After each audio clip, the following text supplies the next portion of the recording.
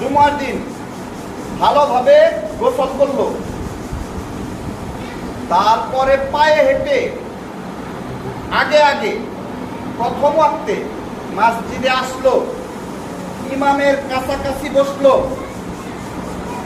এবং কোন রকম অনর্থক কাজ না করে মনোযোগ সহকারে খুতবা শ্রবণ করলো, তার প্রতি কদমে 1 বছরের নফল নামাজ রোজা সওয়াব দেওয়া হবে।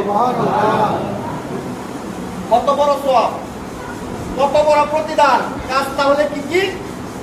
আউয়াল ওয়াক্তে মানে তাড়াতাড়ি, ওই প্রথম আযানের যদি 2টা আযান হয়, প্রথম আযানের আগে আসলেন অথবা খুতবার আগে আসলেই হবে ইনশাআল্লাহ।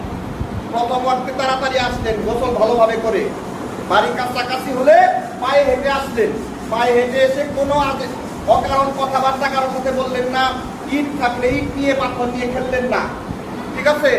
কারোর সাথে যেমন খুব প্রয়োজনীয় বিষয় খুতবার আগে যেমন মুসাফাহা এগুলো করা যেতে পারে, কিন্তু খুতবার সময় কোনো কথা বললেন না, ঠিক আছে? মনোযোগ সহকারে খুতবা শুনলেন, ইমামের কাছাকাছি খতিবের কাছাকাছি বসে, তারপরে তার জন্য প্রত্যেক কদমে 1 বছরের নফল নামাজ রোজার সওয়াব। রাসূল সাল্লাল্লাহু আলাইহি সাল্লামের উম্মতের জন্য কত বড় সৌভাগ্য দেখেছেন?